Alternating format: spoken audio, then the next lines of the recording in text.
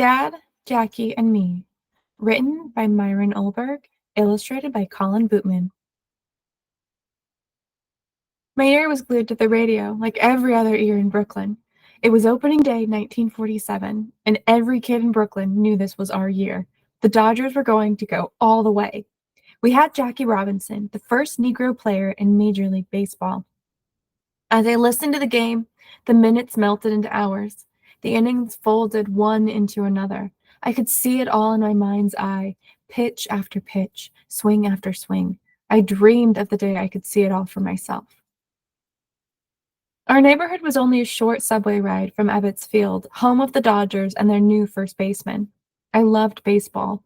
I loved the Brooklyn Dodgers. I hated the New York Giants, and they hated Jackie Robinson. One day, my father came home early from work. He walked into my bedroom and announced, "We're going to Ebbets Field." He didn't say it out loud. My father was deaf, so he signed the words with his hands. I couldn't believe it. Dad had never seemed to care much about baseball. "I want to meet Jackie Robinson," Dad signed. I was finally going to see a real game. Today, the Dodgers were playing the Giants, and we were going to cream them. I got my glove and ball, Dodgers cap and scorecard. I stuck my lucky pencil behind my ear. As we went down the steps, I tossed the ball to Dad, but he'd never played baseball like me. He dropped it.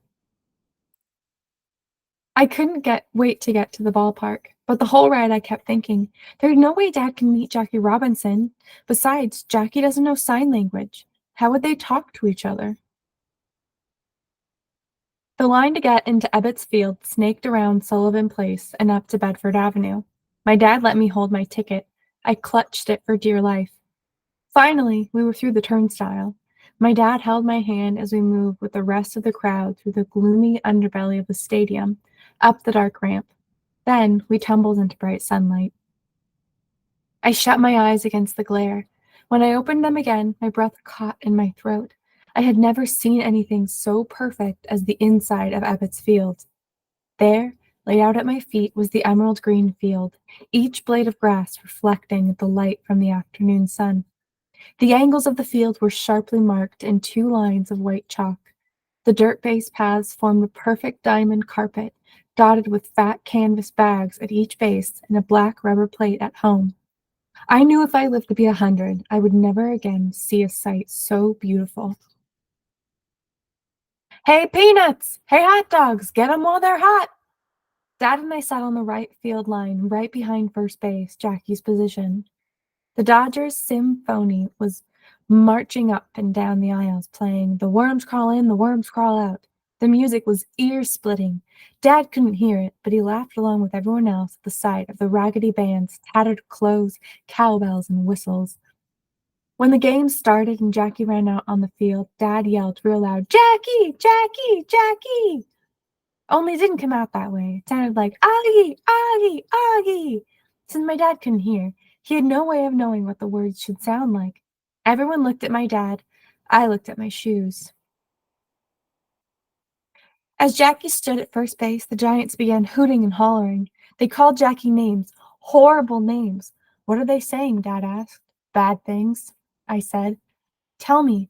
Some of those words I had to fingerspell. I knew no sign for them. Dad listened with a sad little smile on his face. In the ninth inning, Jackie bunted and beat the throw to first. Then he stole second. On the next Dodgers hit, he moved to third. The score was tied at 4-all. The Giants pitcher took a long windup and Jackie dashed for home. We all jumped to our feet, yelling, "Jackie! Jackie! Jackie! Aggie! Aggie! Aggie!" Dad screamed. This time, nobody seemed to notice. The heck with the Giants. They were nothing. We had Jackie Robinson. Every day when Dad came home from work, he started asking me questions. Not about school, about baseball. He wanted to know everything I knew, especially about Jackie Robinson. "What's Jackie's batting average?" .247, I said. "How's that figured?" I explained. "What's an RBI?" he asked. "Runs batted in." "Fielding average? What's that mean?" I told him. "You teach me baseball," he signed. "Okay," I said. One night, Dad came home with a baseball glove. "Let's have a catch," he signed. We tossed the ball back and forth until Mom called us for supper. Dad missed the ball every time. The only way he could hold it was by trapping the ball against his chest with both hands.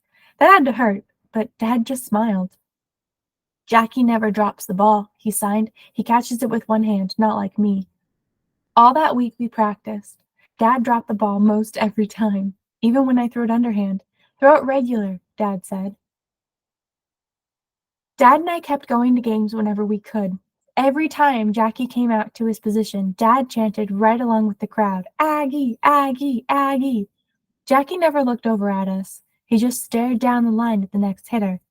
One Sunday, the Dodgers were playing the St. Louis Cardinals. What a game!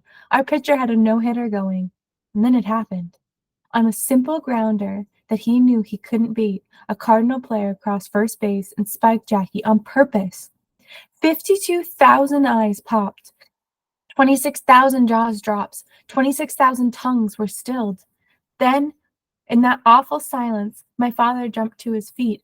No, he screamed. Not fair. Aggie, Aggie, Aggie. The Brooklyn crowd went nuts. They leapt to their feet and joined my father. Jackie, Jackie, Jackie. The name bounced off the brick walls, climbed the iron girders, and rattled around under the wooden roof. But Jackie just stood at first base, his face a blank mask, blood streaming down his leg. It was almost as if he didn't hear the crowd. All that month, Dad and I followed everything Jackie did. We read and reread every report of every game that was printed in the New York Daily News. Dad started a scrapbook. If there was any mention of Jackie Robinson, he cut out the article and pasted it in his scrapbook. The scrapbook got thicker. The Dodgers kept winning, and the opposing teams kept writing Jackie Robinson. But Jackie never reacted. He didn't even seem to notice, and he never complained. The Dodgers clinched the pennant that season when the Cards beat the Cubs. Dad and I went downtown the next day to see the big parade to honor Jackie. And back in the neighborhood, we had a block party to celebrate. It didn't matter whether the Dodgers won the last game of the season, since we were already over the top. But Dad and I didn't care. We went to Ebbets Field anyway. We went to see Jackie Robinson. In the third inning, Jackie smacked the ball to deep left field for a double. Then he flew home like the wind, his feet barely touching the base path. The Brooklyn crowd went crazy. Go, go, go, Jackie! Go, go, go, Aggie! My dad screamed right along with them. Finally, late in the day, as deep shadows stretched across the infield, Jackie caught a line drive hit down the first baseline. It was the last out of the game. As the crowd cheered, Jackie stood alone at first base, staring at the ball in his glove. Then he turned and threw it into the stands, right to my father. That's when my dad did something he had never done before. He reached up and caught the ball in his bare hands. I'm not sure, but I think I saw Jackie Robinson smile. My dad dropped the ball into my empty glove. And just like that, the baseball season of 1947 was over.